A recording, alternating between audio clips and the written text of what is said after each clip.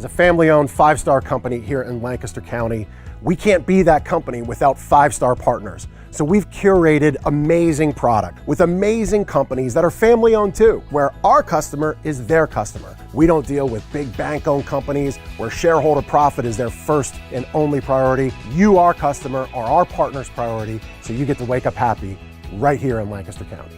Double deals, savings events happening now.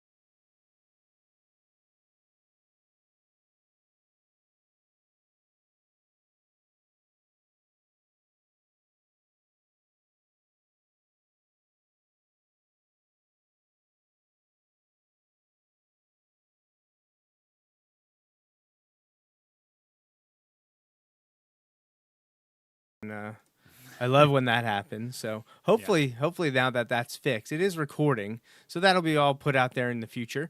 Little hiccup. Technology is the best. I get to say that like I feel like every other week. But here we are now, ready to go. But where was I?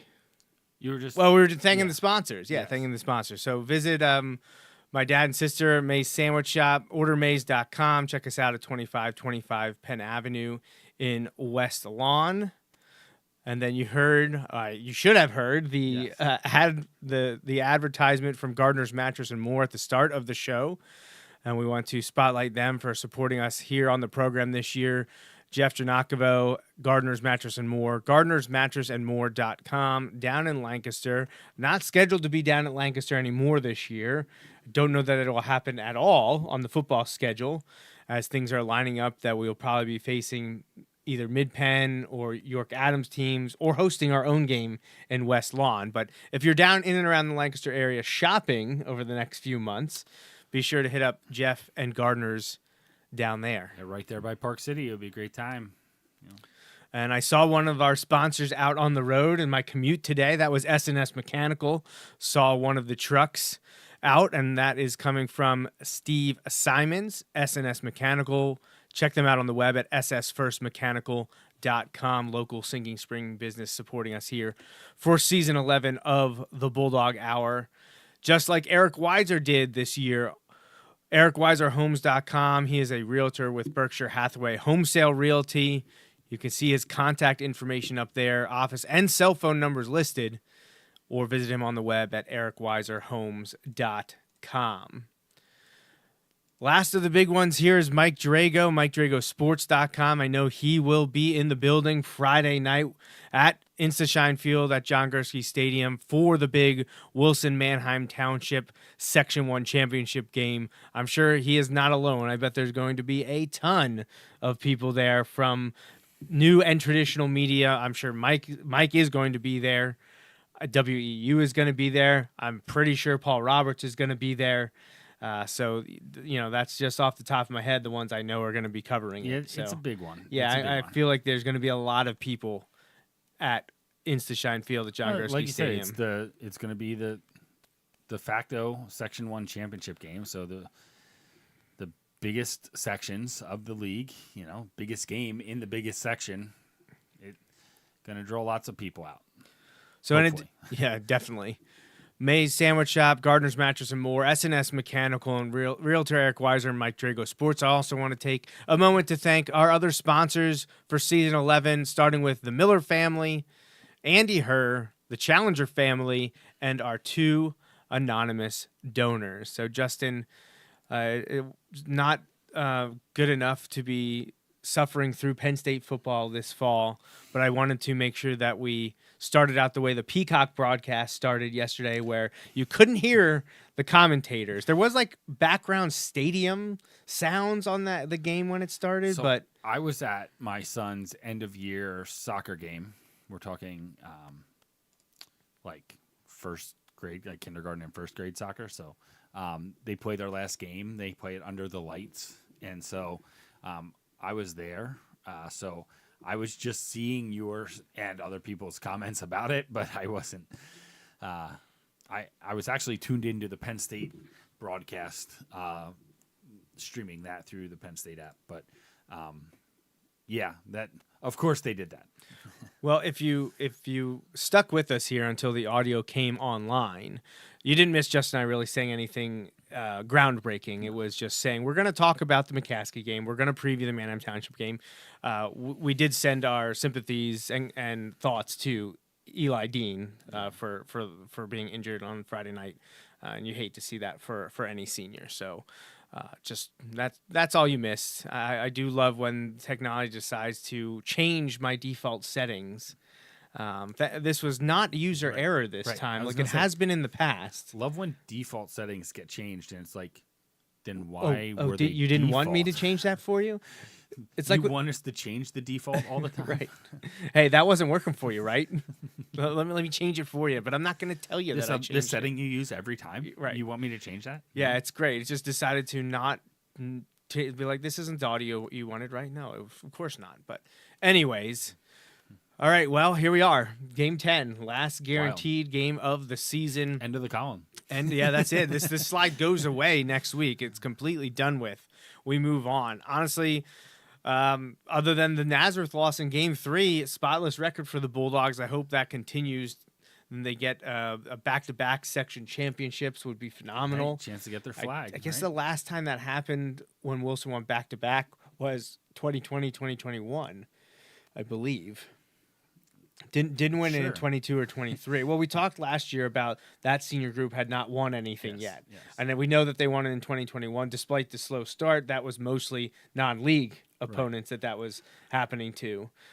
So it didn't matter as much. They got into the league game and they had ended up winning.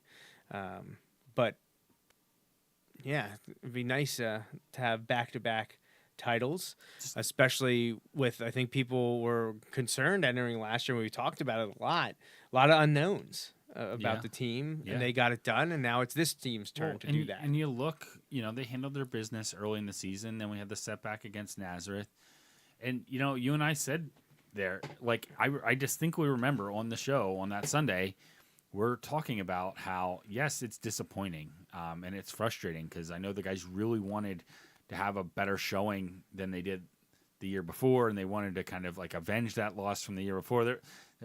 They were really putting a lot on the line for that game.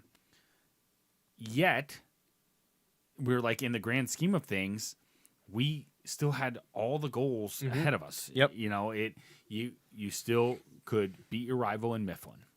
You could win the section title. You can play for a district championship. Right, like all of those things are still there. And we said that back in September, and here we are closing in on the end of October, and all of those things have either become like check marks in terms of beating Mifflin, but the other part is like your section title. That next box is right there, and you win on Friday night and you make it happen.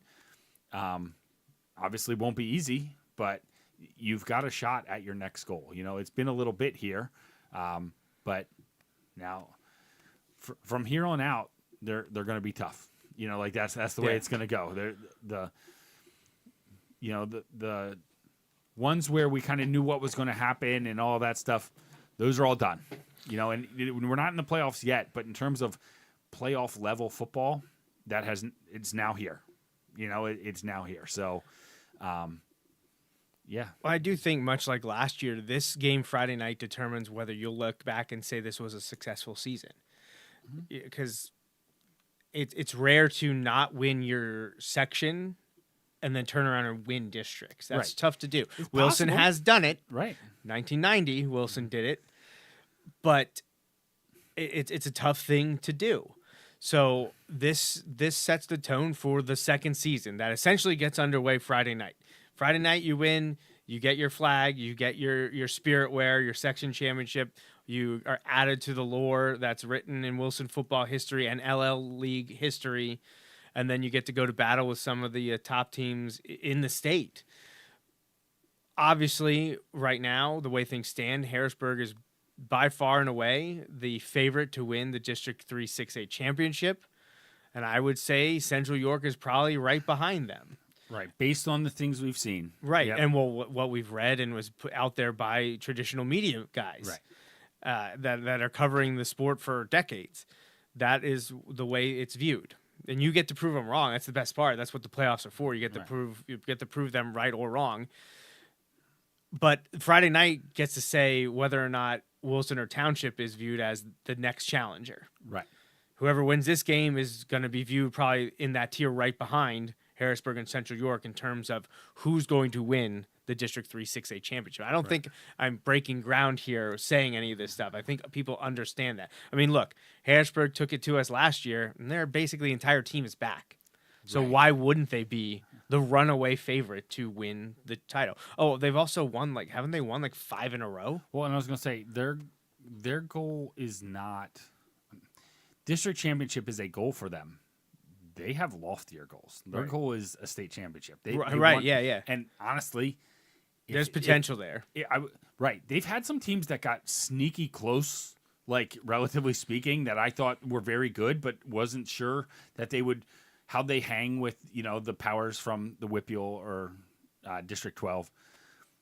But this is again one of those years for Harrisburg where, like, if ever it's going to happen, right? They've got guys. And that's a problem for the future, though. Yeah, like yeah, you said, we'll get to they that. kind of like swing back. Like that's that if we have to worry about Harrisburg, that's a problem for weeks from now, and would be a good sign that things have gone well in between then. But like you said, you have a chance to win the section, get your T-shirts, get the flag up that'll stay up there. Every home game, all of those things. But you've got to make it happen on the field, and much like, you mentioned last week, you mentioned that last year, kind of people might have been favoring Township, and we had to go to Township, and that's going to be on their mind as they come here to try and return the favor. All right. Well, enough about this other stuff. We were here for a reason, and that's to talk McCaskey. Right. But first, I do want to run this ad one more time that you recorded with Jeff, because I believe today is the final day. I don't think it closed yesterday. I think it closes today. So if you haven't had a chance to purchase the Tradition Club T-shirts and hats, the milestone wear, I'm going to play that ad for you and then flash up the link that that sale is about to close. So let's take a listen. And he has a quick message for us. Yeah, hey, Wilson Bulldogs football fans. You obviously know the streak is 62 seasons in a row of non-losing seasons. But with this win tonight, Wilson Football Tradition Club is proud to present 50 seasons in a row of winning football seasons, 6 wins or more. We're going to open the shopping cart link for you to join in the celebration. If you've been a part of any of those teams in the streak, or since 76 of winning seasons, this shirt is for you. And we even got a bonus, because Wilson Football Tradition Club is all volunteers. This piece of history didn't get out when it was done, but the 600th win a few years back at McCaskey, we've got a shirt for that, a couple hats, one representing Coach Dom's tenure here with Wilson program is also in the cart. Use the link with this video. Thank you for supporting Wilson Bulldogs football. Thank you. Go Dogs forever. All right, so thanks to you and Jeff for recording that at the Hempfield game a few weeks ago. And I did just check, and the website that I have up there on the screen right now, promoplace.com/Wilson Football Tradition Club, it is still active, and there's a look at he showed you the shirts in the video. There are the hats that are available. I got my order in. I know Justin and I were displaying them on the show a couple weeks ago. Yep. So please join us in supporting the WFTC and highlighting the milestones of the Wilson football program. All right, so let's move on really quickly, talk about Wilson's win over McCaskey. Big time, 56-0. I texted you yesterday, I think, to say we outscored McCaskey and Reading a combined 105-0. Those are the two teams that were shut out by the Bulldogs this year. But yeah, it's unfortunate how far those programs have fallen over the last 2 decades. That was the 24th straight win against McCaskey. And, we talk about it all the time that they were a solid program in the 80s, throughout the 90s, and very much in the early 2000s. And ever since we beat them twice in 2004, things have really gone downhill for them. Another new coach this year, Todd Mealy, trying his best. He had been a teacher there for a few years. He's got a job to do. It's going to take a lot to get them back on track. It's a long climb. There's no quick fixes. You want the entire section to be strong, and unfortunately, Section 1 was not that this season. It has been pretty down. I feel honestly biggest surprise, I'd say, from what's been going on in Section 1. Everyone expected to be Wilson Township. Everyone thought Week 10 would be it. And I know personally the results weren't there on the field, but I felt like Penn Manor showed, and I mentioned this last week, and I said it to you multiple times and to lots of people in the last week or so, they showed more fight than they have in a long time. I know the results weren't there, and it's results thing aren't as many moral victories, but I'd like to think that that's a positive sign for them turning it around. There is a tie there to Coach Mealy and McCaskey, but yeah, McCaskey's got a ways to go yet. The stats are very one-sided from the game. Let's start I don't with. know that McCaskey had the ball on our side of the field. I don't know that any point McCaskey in ever the game. crossed the 50 at all. I think they only, I believe you told me, has had 3 first downs. And only one maybe in the first half. I think. They had 0 net passing yards. They had 37 net rushing yards on 36 rushing attempts. So they averaged just barely over a yard per carry. They were 2 of 12 on third downs. They actually had the ball 9 minutes longer than Wilson did. Well, you saw, and who was it? I forget who it was. Was it Jeff, maybe? Someone had told us that that's what they're going to do. They're going to take it, and they will be slow and methodical. That's what they're going to do, and you could see that. There were a lot of moving parts in the backfield. They Yes. had multiple different people under center and shotgun, different looks. There was one interesting one where they did like a weird fake handoff, fake counter, throw it out. So, I mean, you can tell that there's a foundation there that they're trying to build on. It just hasn't come together yet this season. Something I find interesting, and McCaskey's a little bit of a multi-look kind of thing, but I know, Reading with Coach Troy this year was kind of resetting and trying to install like a different style offense.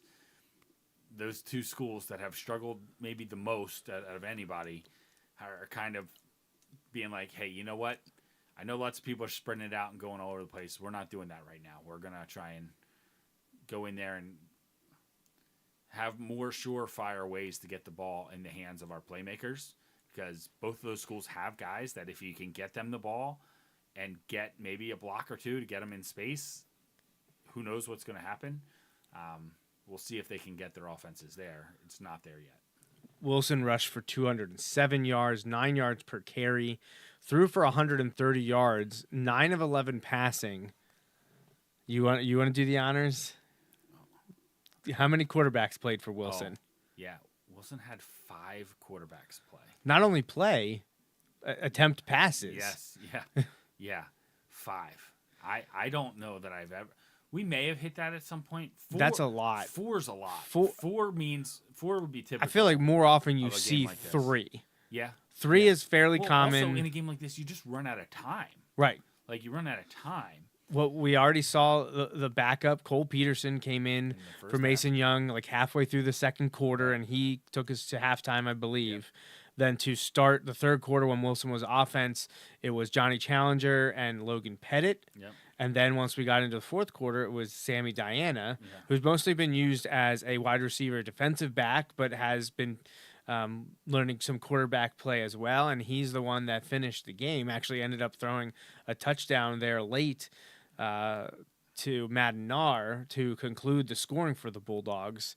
Wilson scored twice in the second half. First one was a freshman, Jaden Whitehurst, got into the end zone to make it 49-0, and then the Diana pass to Nar was the final score to make it 56-0. But yeah, 5 quarterbacks playing for the Bulldogs. I know that was eye-popping for some media members who reached out to me after the game to make sure that that was correct. But I said, that's correct. Our stats guys are the best out there.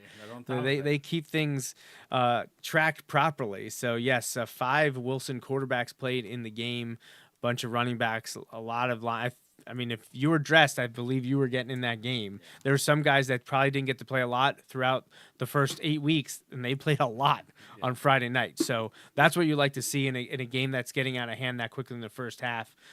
Get the JV players, get the key backups, and then run down that roster, run through that bench. Get everyone an opportunity to say they can play under those lights on Friday nights. It was a good job by the team and the coaching staff to be ready. Honestly, there's been some years when, not usually the backups, but when you get to the JV, it's uninspiring performance. There's penalties and timeouts being wasted and people running on and off the field. That has not been the case this year. So I'll give kudos to those guys. They've been ready when called upon. And Coach Peterson, who's in charge of the JV squad, they definitely have it all together. And they've been scoring while they're out there. We saw them score against Cedar Crest as well. Yep. We've mentioned it a few times. Anytime that the JV team has gotten in, they've put up a fight. They've preserved shutouts. They have scored on their own. So very nicely done by them on Friday night, and they contributed in that 9 of 11 passing for 130 yards were the Wilson quarterbacks. Total offense, Wilson outgained McCaskey by 300 yards, 337 to 37. Average per play, Wilson was essentially gaining a first down every play, and McCaskey wasn't even getting a full yard. So it was a rough night at the office for the Red Tornado. They punted the ball 7 times. Didn't score on special teams, did we? I know at one point there was a fight between the offense and defense of who was going to score the most touchdowns because it was quite a night for the defense. Yes. They really got things going there in the first quarter.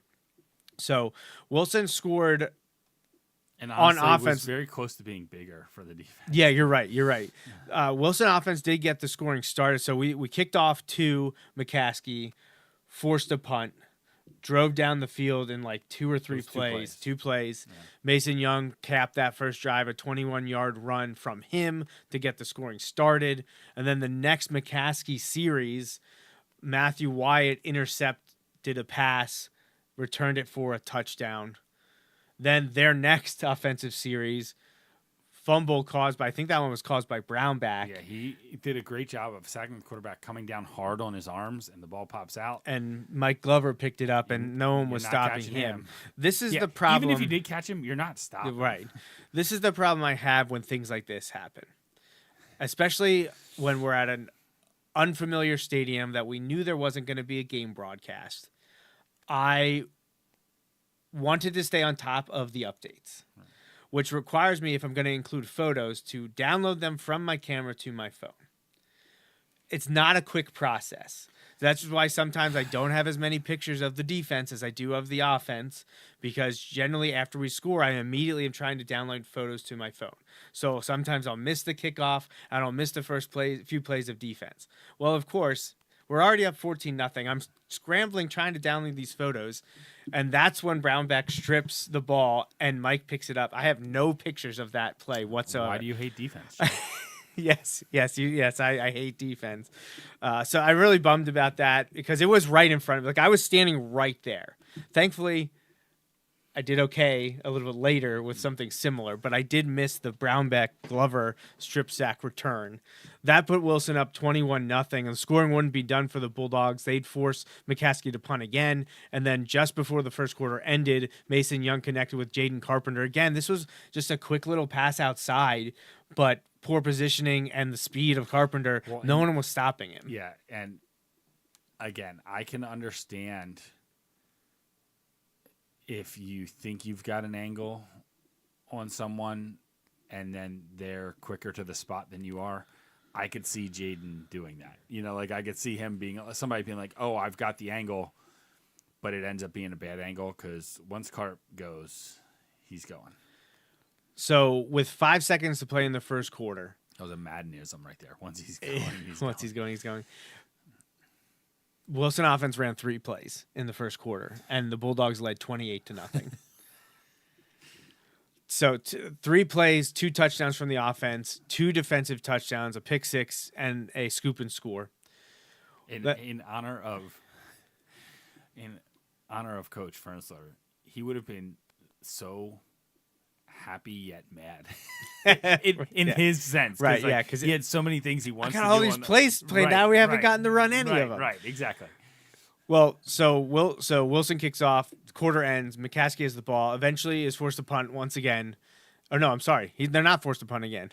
They give up another touchdown while they're on offense this time, and it's great. I have the entire thing. I have from Farrell zooming in on, and I can't remember if they were trying to hand off in a jet sweep or if it was the quarterback, it happened so fast, and I was just like, you're not missing this again. You already missed it once. Don't miss it. So I have Farrell strip sacking whoever it was, and the ball on the ground, and Matthew Wyatt, yes, the same Matthew Wyatt that opened the scoring with, or defensive scoring with a pick six. He finds the fumble forced by Farrell, picks it up, and he eventually gets into the end zone. This one was a little bit more difficult for him. He had to shake up a couple tacklers, and I also have all those in picture as well. So him shedding a few guys trying to bring him down, and Wyatt again gets into the end zone. This was with 9:15 left in the second quarter, and it put Wilson up 35-0. So Wilson was up 35-0 and had run 3 plays on offense. Preston was perfect on his kicks. That's unbelievable. So, yeah, it was just mind-boggling. So McCaskey punts again. Bulldogs scoring another big run. This one's from Corell Akings, 35-yarders. Oxenrider's kick is good. That drive was 4 plays, 40 yards. Took about 2 minutes. And that would be it for the first half. So Wilson goes into the halftime up 42-0. It was a big-time deal at Lancaster Catholic Crusader Stadium for McCaskey because it was Hall of Fame night, homecoming, senior night, I believe. There was a lot going on. It was extended halftime. Bulldogs came out in the second half, and we know McCaskey has a bunch of athletes that can break a play. They showed it intermittently against R1s initially. Our guys thankfully always bottled them up and stopped them, but you could see how fast and how athletic some of the guys were that, oh man, you get some guys in there that are maybe getting pushed around a little bit more, or they make the wrong read, have the wrong assignment. This team could score quickly. Oh, absolutely. But it didn't happen. No. The JV did a fantastic job. Eventually got a score of their own. We already mentioned that. The freshman Whitehurst took a 7-yard run, about 90 seconds to go in the third quarter, obviously running clock to start the third quarter and continue through the second half. That put up Wilson up 49-0. Teams traded punts or turnovers on downs. Wilson eventually got the ball back, and with about 6 minutes to play, Sammy Diana, Wilson's 5th quarterback, connected with Madden Nar on a 10-yard pass to put Wilson up 56-0. But that drive by the JV, and a lot of the sophomores playing, went 7 plays, 53 yards, and took 5 minutes and 39 seconds. Again, running clock, but that was a nice sustaining drive for them. Yeah. And that will be the final scoring. So 56-0 was it. It was a banner night for the team, but not a lot of individual accomplishments because we didn't get a lot of guys playing the duration. I don't know that anyone played the whole game. Corell Akings only had as many rushing carries as Whitehurst did. Akings had 3 carries for 50 yards and a touchdown. Whitehurst had 3 carries for 26 yards and a touchdown. Damian Greer, Mike Glover, Mason Young, Monty Greer, Aiden Jerkovich, and quarterback Logan Pettit all had a carry. Tyler Ulrich had 3 to match Akings and Whitehurst. Sammy Diana, Jaden Vasquez, Madden Nar had 2 apiece. But overall, they were all very effective when doing so. Net rushing was 207 yards and 3 touchdowns. Mason Young was 3 for 4, 83 yards and a score. Challenger was 2 for 3. Peterson was 2 for 2. Diana was 2 for 2. Oh, Pettit didn't attempt to pass in the game. Okay. He He must have just handed it off. So 4 of the 5 quarterbacks completed passes, totaling 9 completions on 11 attempts, 130 yards, and 2 touchdowns. Elijah Dean actually led the receivers with 2 catches for 14 yards. We mentioned Carpenter had 1 catch, but he made that one count, 47 yards and a score. And then another 6 receivers had a catch on the night, including Akings, Damian Greer, Jerkovich, Nar, Matisic, and Archimpong, who got robbed of his own defensive touchdown. Actually, I think that might have been the end of the second quarter even. I don't even think we were at halftime yet. He ripped the ball out. He ripped the ball out well before. Seemed to be a few steps yards away, clear of the huddle. And I don't think they knew he had the ball. I don't think they did either. Because I think the guy on the other side of the pile is the one that blew the whistle, and then the other guy's like, Yeah, Barima should have had a defensive touchdown. It should have been. And Barima, big kid, is also fast. They're not catching him. Yeah, they weren't catching him. No, that was a score easily. So that was basically refs didn't know where the ball was, or didn't Right. thought maybe. I think they're going to say they were saying he was down. He was Right. very clearly not down. Right. Could you have argued that his forward progress was stopped? I don't know, maybe, but I Right. think Burima had the No, ball out no, I before think he anyone was clear even that- knew right. what was going on. Now, to be fair, 35 other times they ran the ball and Right. were stuffed right in the box. Right. So, like, I can understand how that might be what you think's I gonna also don't believe that Glover fumbled. That was our one I one of couldn't our see that, turnovers. but yeah, I thought think he was very clearly down, Right. but they did not see it that way. So when we move on, didn't end up obviously hurting us.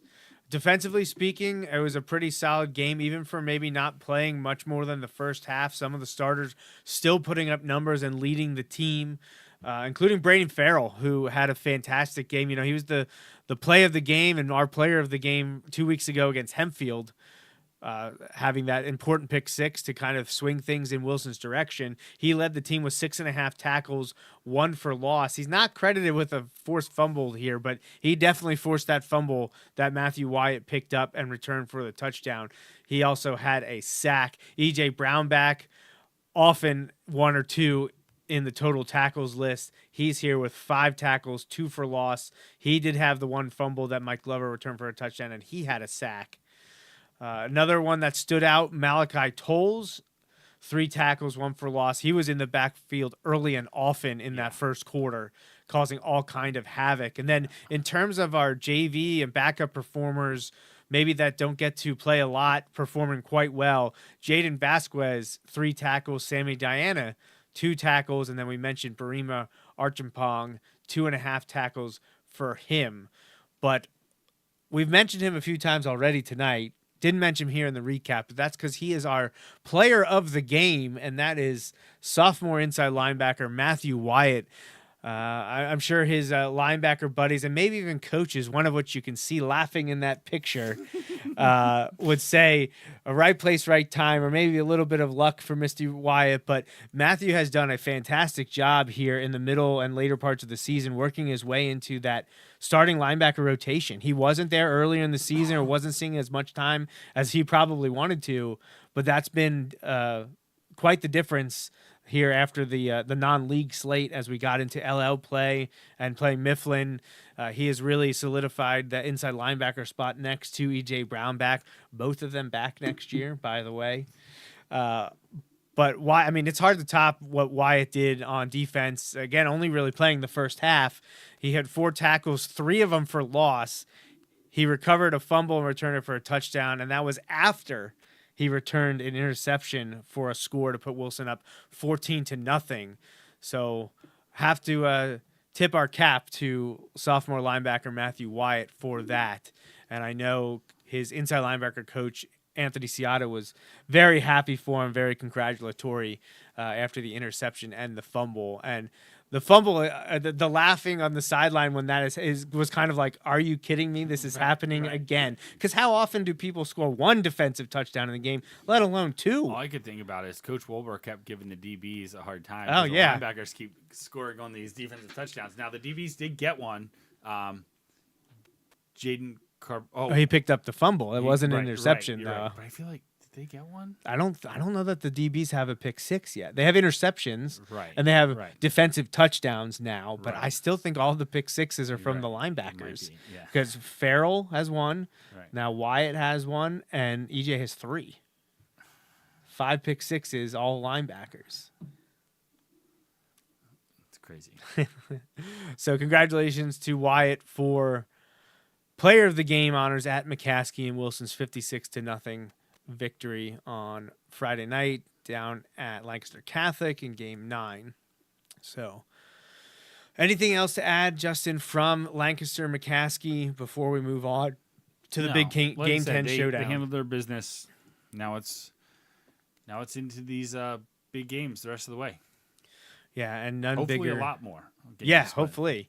None bigger than the one that everyone's had circled on their calendar since the start of the season, quite possibly since this time last year, knowing that Wilson, Manheim Township would likely decide the Section 1 title once again, and it will be that way. And thankfully, Insta-Shine Field at John Gursky Stadium will be the host. No traveling for us. Come to West Lawn. None of this Neffsville stuff. Although I will be down there that day on a field trip. Hey, there we go. Not to Manheim Township, but in the general Essentially. vicinity. I mean, it is right there. It's like a but- mile away. Yeah.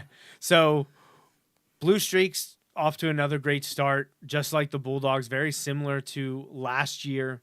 They started the season with a 7-0 win against Cumberland Valley. That one was at Manheim Township. They won that one 7-0.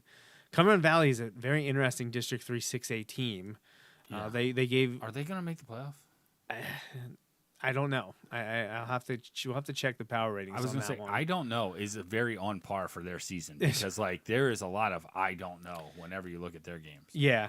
So we'll have to, if we have some time here at the end before we go, maybe we'll pull up the power ratings, see where things stand on the official site. And obviously, I've been posting most of the last few weeks my calculations, my projections for what could happen. Again, I'm predicting games for 77 teams in District 3 6A, Right. not just the 22 in District 3 6A, but you got to account for all of our opponents for all 22 of those teams. Right. So it's a lot. It's a And grueling there's lots setup. of room for, like, when you're doing 77 teams, Right. any one of those is going to have a ripple effect into other Right. teams and everything. So, and I think looking at it now, the power rankings are properly updated. I know there's some schools that are only listing 8 games, but some of these schools either didn't have a game like York William Penn or played a non-PAA opponent like Central York did. Right. They played, was it Archbishop Hoban? I think so. Okay. I think so. And I think they had to go there. They did It's because like a they 6-hour came drive. here last year. Okay. Like, Yeah, and they they're came here and blew the doors off Central York. Well- and Central York was very good. Now that is a whole different level. yeah, that is not. Yeah, let's not. We don't have time to get Big into time that. Ohio football is like, well, yeah, well, that's a different topic. That's a different topic for yeah. but it's a different world. We'll just leave it at that. Yeah, it's an interesting thing to go about. You want to talk about big time high school football. Some of those Ohio schools are right there with St. Joe's Prep, Right. LaSalle College High School, Pittsburgh Central Catholic. I mean, Right. that's who those teams should be playing. They should be Right. playing each other. But we digress. I was just trying to pull up the Cumberland Valley information because I know they've had an up and down year. Right. Yeah, so they're 4-5 right now. I don't think they're going to make the playoffs. They're just an interesting team because give Manheim Township all I could, lost by a touchdown, but they lost to Altoona by Right. a point. Altoona only has 2 wins on the season. But they battled with State College. State Right. College is very good. Their only loss is in 2 overtimes to Harrisburg. Right. But State College only beat them by 10. They were able to beat CD and CD East. Lost to McDevitt by 21. But McDevitt's very But good. then only lost to Harrisburg by 5.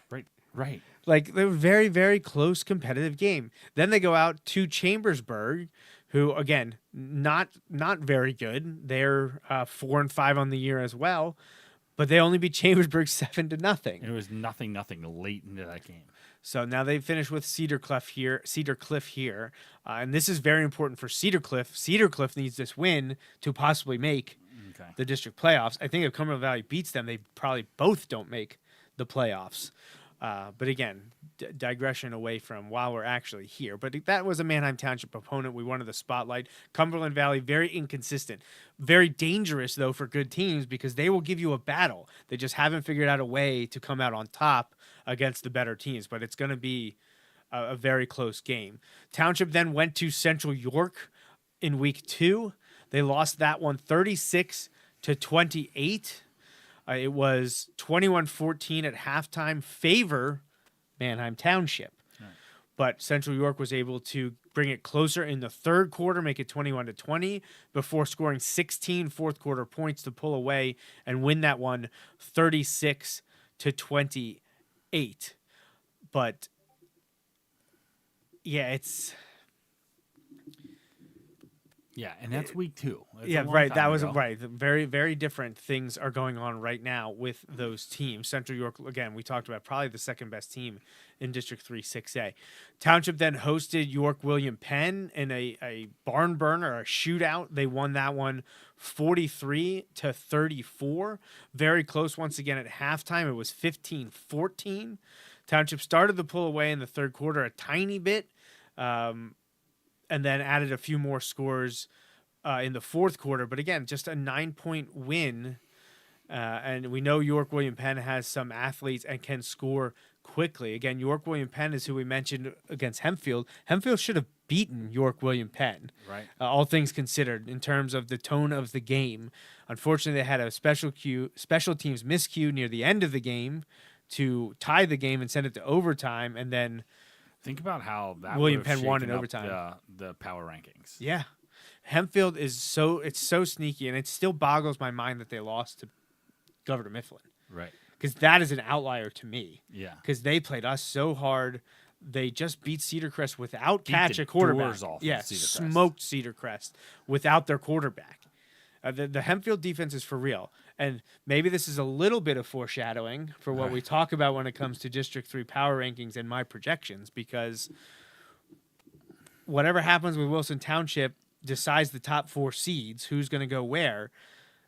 I don't know that you want to be the 4 and play the 5, because the 5 is probably going to be Hempfield. And they're going to give you a battle. Right. Like 100%. Because they now have momentum. They know what they can do. They beat Exeter. They blew the doors off of Cedar Crest and have said, we are absolutely the next best team in LL, and we might be peaking at the right time. Yep. Almost the opposite of what they did in 2022. Right. Where they won the section but got beat up and lost it all. They were one and done in the playoffs. Right. They're starting to click now, and if his catch is okay to go, I don't know that he'll play this week. I think, do they play Penn Manor this week? No, McCaskey plays Penn Manor. Okay.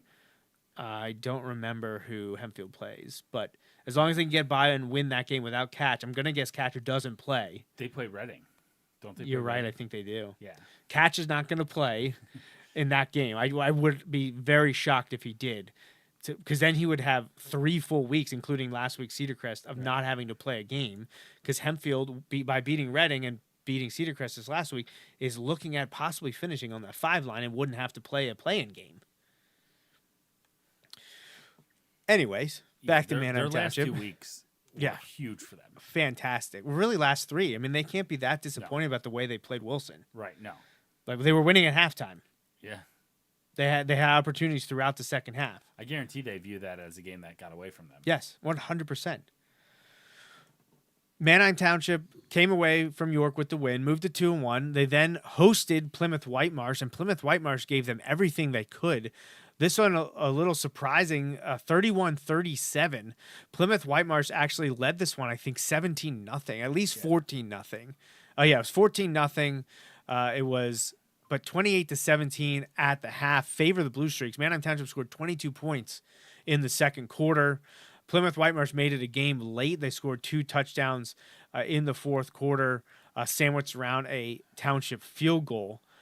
But Plymouth Whitemarsh gave them everything they could. They gained 211 yards, 170 on the ground, but Township was able to rack up almost 400 yards themselves.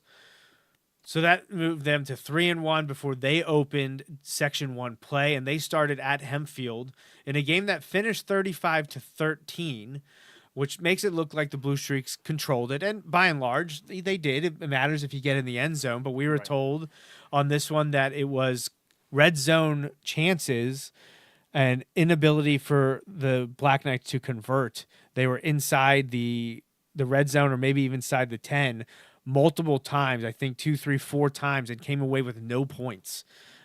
Just weren't able to punch it in when they needed to. Great game from Township quarterback Jack Kenneth.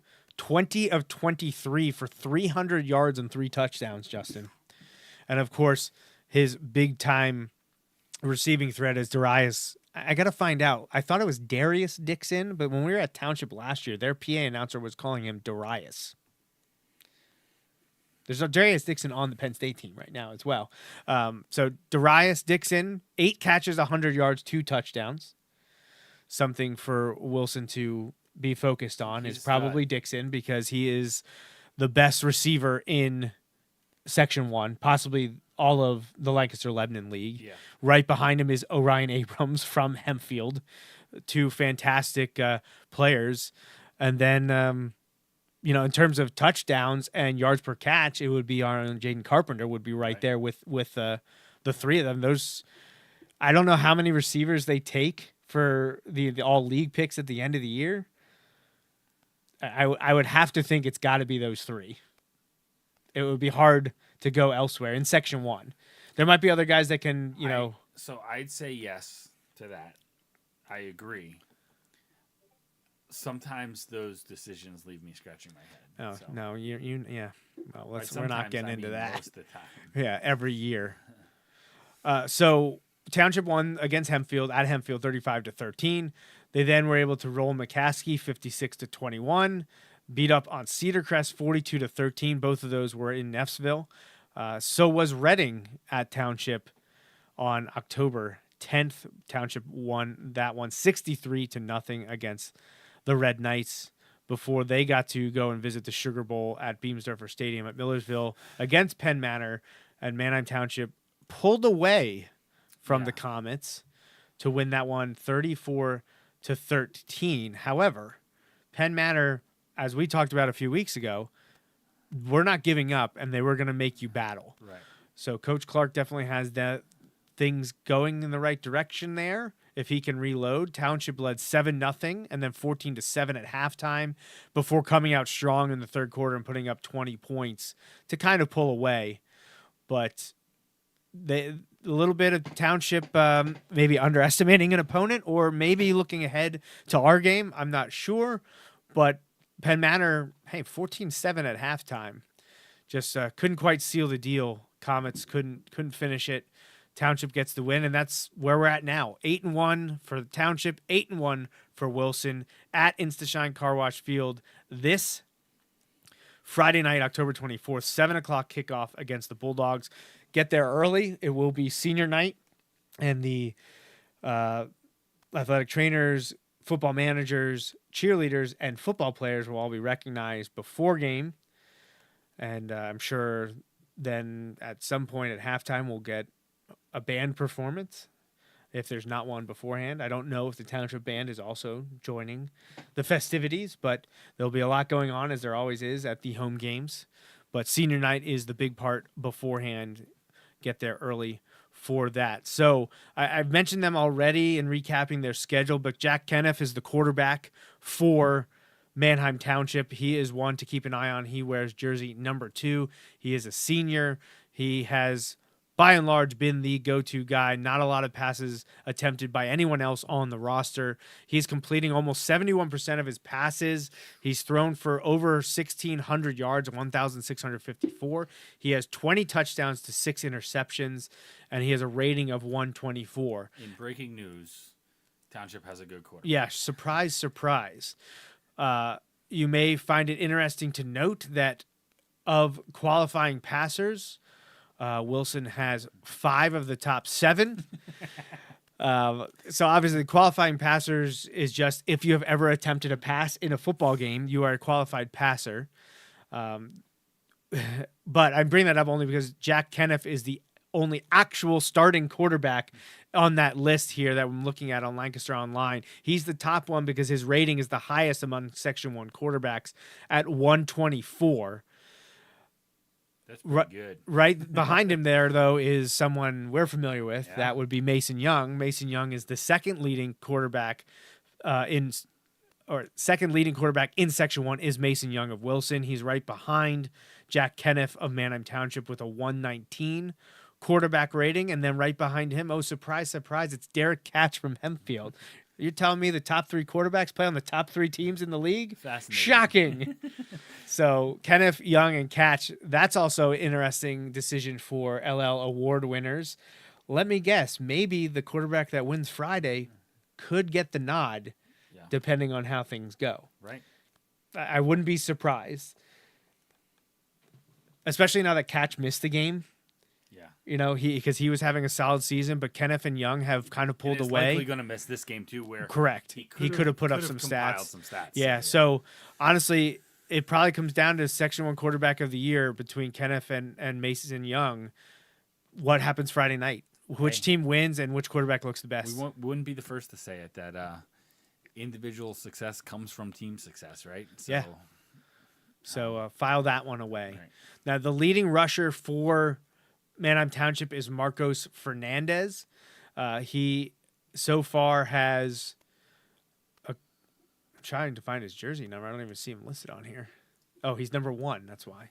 He's number 1. So jersey 2 is the quarterback. Jersey 1 is the running back. He's rushed 98 times for 678 yards, just under 7 yards per carry, and he has 8 rushing touchdowns. Next leading rusher is P.J. Myers.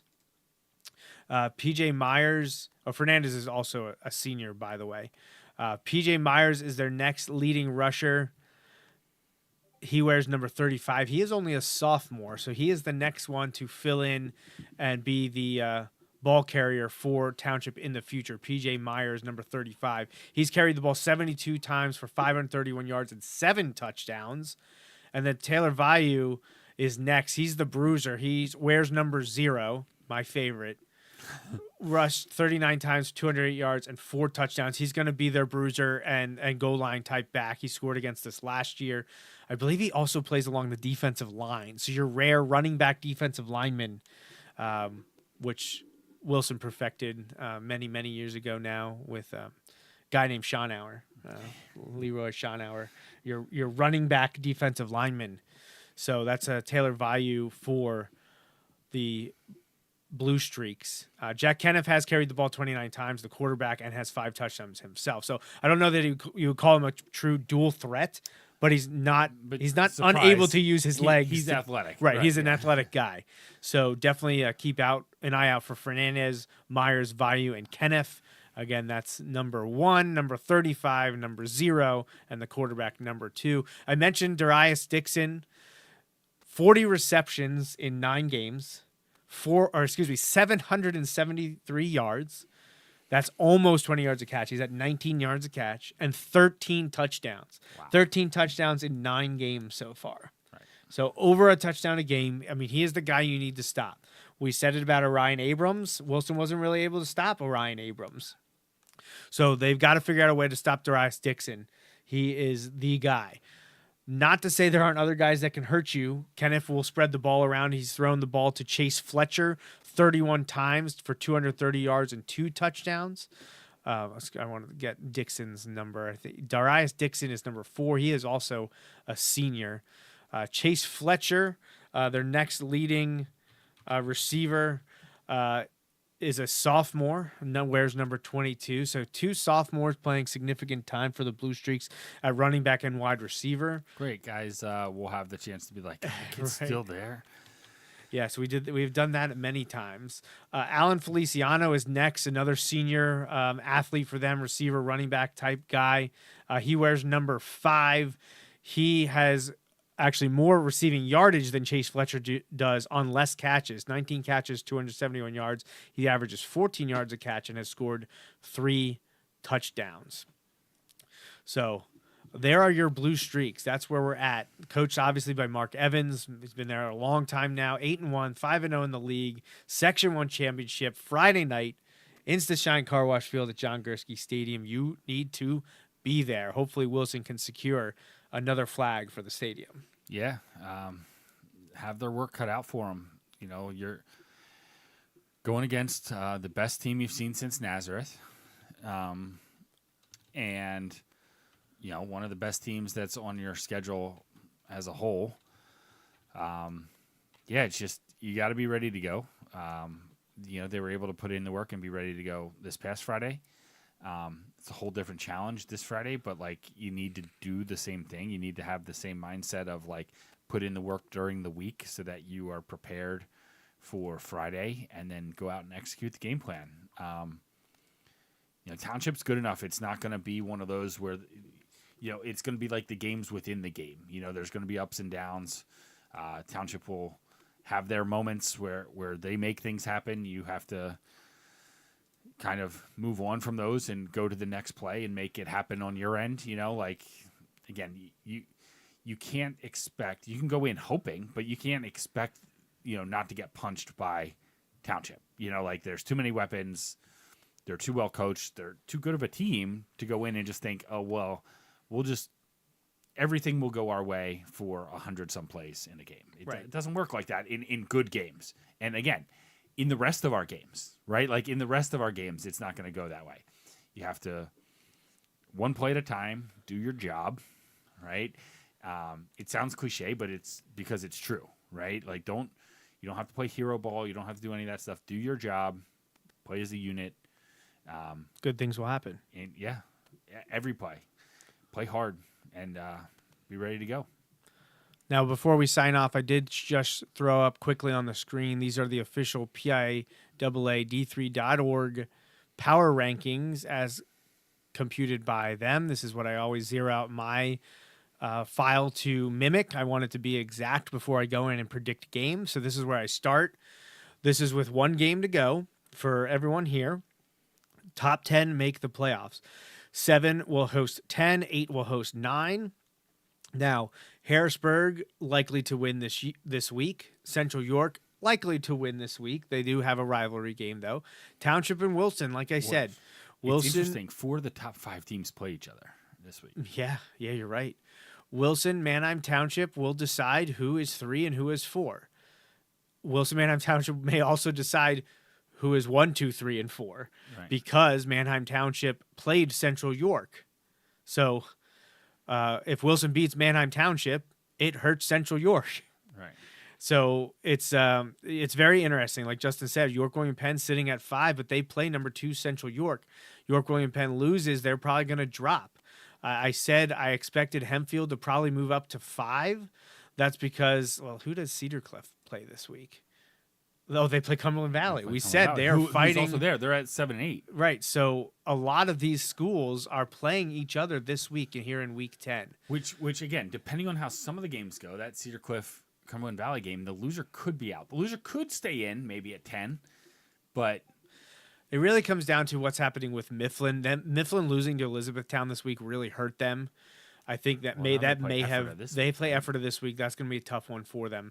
So when I run my projections in the next day or two, it's going to probably not have Mifflin inside anymore. It'll be interesting to see what happens with Cedar Cliff, Cumberland Valley, William Penn, again, Hempfield. Just as a side note, Mifflin losing doesn't help us. No, it doesn't. Right, and losing games we thought they would win. Right. So Harrisburg likely to win. Central York likely to win, but definitely a tough task. I'm not commenting on Township Wilson. They play each other. We'll find out. York William Penn likely to lose because they play Central York. However, anything can happen in a rivalry game. Cedar Cliff plays Cumberland Valley, 6 versus 8 in the current power ratings. Very interesting game. Hempfield likely to win. Play Reading down at 18. The Red Knights are struggling. Cumberland Valley, we already mentioned, plays Cedar Cliff. Chambersburg, I do not know who Chambersburg plays. They play Central Dauphin, who is unlikely to make the playoffs, but they could play the role of spoiler and help knock Chambersburg out. Just got shut out last week. So correct. Then Cedar Crest trying to hang on there at 10. The good thing for Cedar Crest is that they play Lebanon, who is on, I think, a 50-some game losing streak. Yes. Haven't won yet this year, haven't won in years. Cedar Crest should have no problem beating Lebanon, which probably would seal a spot in the playoffs for them.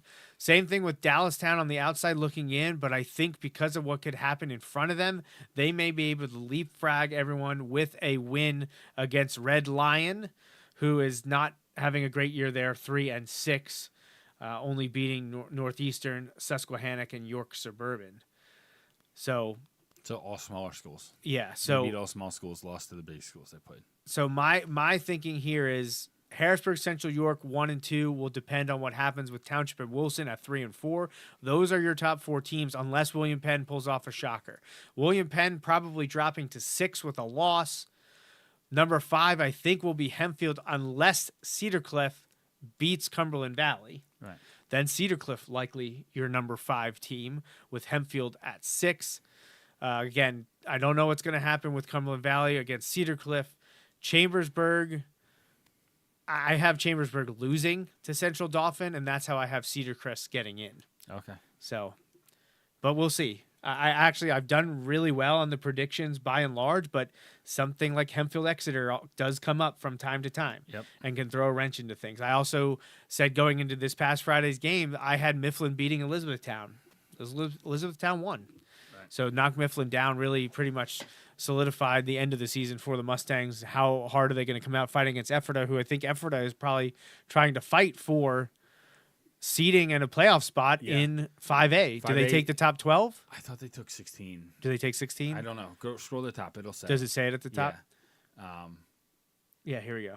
12. 12. 5A takes so 12. They need a win and maybe some help. They need a win and probably help. So Ephrata has a ton to play for. Hershey Lower Dolphin, did they play this week? No, Hershey plays Waynesboro, okay. which they're going to beat Waynesboro. Lower Dolphin plays Gettysburg. Yeah. So. Who's not very good. Surprising. Yeah. So 2-7. Yeah, they need to win and get help, which they may not get, but they're going to be motivated for sure. So, yeah, that about it. I will update in the next few days my projections with the updated information from the finals on Thursday, Friday, Saturday this past week, and what I expect to happen this coming weekend. I will probably post multiple different iterations. Obviously, I will do one with a Wilson win, one with a Township win, and then maybe one with what did we say? Some of the other important games. I don't see Central York losing. Probably not going to project that. I could flip-flop what happens with Cumberland Valley and Cedar Cliff. What happens if either one of those wins? And then maybe Chambersburg Central Dolphin. Like those games are big in terms of teams making the playoffs. Happen, but I love when there have been the years where things come out in your projections that would seem counterintuitive, and people are like, "No, that won't happen." Right, and that can happen. They beat. That's not how that works. Right, exactly. And you're like, math is math. Yeah, math is math. It's statistics. It's projections. It's a formula. The formula does not care that you beat so and so. It happened to us both for and against. Yeah. 2019, people were telling me, "Well, Manheim Township beat you. How are you going to finish number one?" Because math is hard. I understand. I've got a grip on the projections. I've been doing it for a long time now. I'm usually pretty good at it too. Right. It's one thing that has come together and has been very helpful. I have had multiple different schools ask if I would do it for them. My response is no, but only because I don't have that kind of time to do it for. Like if you don't need to contact me if you're a fellow D36A team because I'm putting it all out there. Right. But like I've had people from District 3, 5, 4, 3 classifications. That's an entirely different. Like I'm tracking 77 teams for 6A, and they only take 10. So like at 5A, they take 12. So potentially even more. Well, I guess 5A, you have to do them all anyway. I do them all, but 5A has more teams. There's only 20 or 22 in 6A. Right. Whereas 5A has like 28 or 30, I think. So that it's you'd be pushing probably 100 different teams in 5A that you'd have to track because it takes into account all of their schedules and opponents and then what they did. So it just spider webs, lightning strikes. You have to follow all the paths to calculate it. I had a nice discussion with former Wilson coach Jamie Sands about that. He was talking about District 1 playoffs and wanted to know, I believe he's sitting at if 16. he'd make the playoffs and who could they possibly Which they take play. 16 because District 1 has a ton of 6A They schools. Do. And he's like, hey, honestly, they might have half the 6A schools in the state in District 1. Let's put an app together and let all of the different districts calculate. I was like, that would be fantastic. I don't know that I have that coding or technology expertise to do that. I can run Excel and do one power rating, but maybe in the off season put something together for the rest. Of course, it's a new cycle, which means that the start of power rating season next year, I got to redo a lot. It's better when it's the second part of a 2-year cycle because not a lot of schedules change. Right. There were some, but not as many as when it's a new 2-year cycle. We just looked like, we didn't even bring it up on the show. Yeah. I posted about it. LL staying at 5 seconds, not going to 4. Wilson is playing Central York in a York-Adams crossover. We'll talk about that more in the future, but things are changing for next year is the basics. All right, well, that's enough. Time to get out of here. We'll see everyone Friday night at John Gursky Stadium for the Section 1 championship game against Manheim Township. For Justin Raffauf and the entire Wilson football program, I'm Joe Mays. And remember, until next time, go Bulldogs. Thanks for listening to this week's episode of the Bulldog Hour. Want more Wilson football? Follow the show on Facebook, Twitter, and Instagram. Subscribe to the podcast on iTunes and SoundCloud. Or visit www.bulldoghour.com. The Bulldog Hour is a featured program on jmnjrradio.com.